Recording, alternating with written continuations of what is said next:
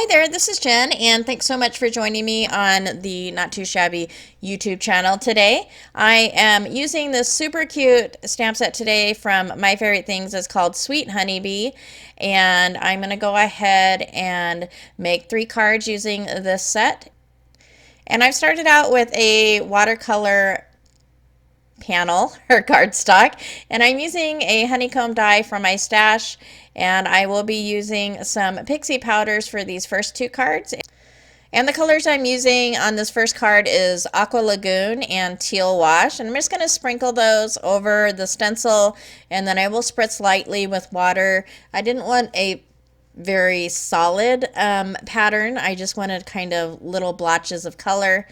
And then after I spritz that, I'm going to go ahead and take my heat tool and apply it to the stencil. And because I don't want the stencil to melt, I'm just going to apply a little bit of heat and then remove it, and then apply a little bit of heat and remove it. And the goal here is not to get this completely dry, but just dry enough where it will make the impression of those honeycombs. And if you didn't want to use heat, you could always use some pixie spray or some kind of stencil adhesive to apply the stencil so that you have a better chance of getting a more defined look for those honeycombs.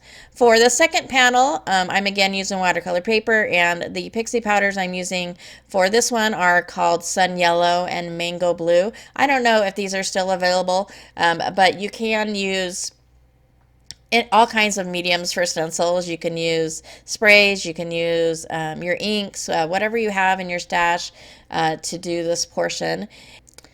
And I love the watercolor powders because you can get them flat where there's no shine, or you can get them like these pixie powders have sort of like a metallic shine when you move it in the light, which I just think is gorgeous. And for the last card, I went ahead and just used ink. So I'm using some Picked Raspberry Distress Oxide. I'm going to use the same stencil, the honeycomb stencil from my stash, and then I'm going to use another stencil from my stash and kind of layer that, or stack that, I guess you could say, on top of the honeycomb. And that's just got some hearts and some stars in it, which I think goes really good with the honeycomb. But I wanted to talk a little bit in this video about color combinations and choosing color combinations. There's lots of different ways to choose color combinations. I find that having a swatch book is super beneficial in picking colors because you have all your colors there. You can kind of put colors beside each other and see what looks good. So one way is just looking through your swatch book and kind of comparing and seeing what colors look good. Another way is, if you have a piece of pattern paper, is matching up your colors to the pattern paper.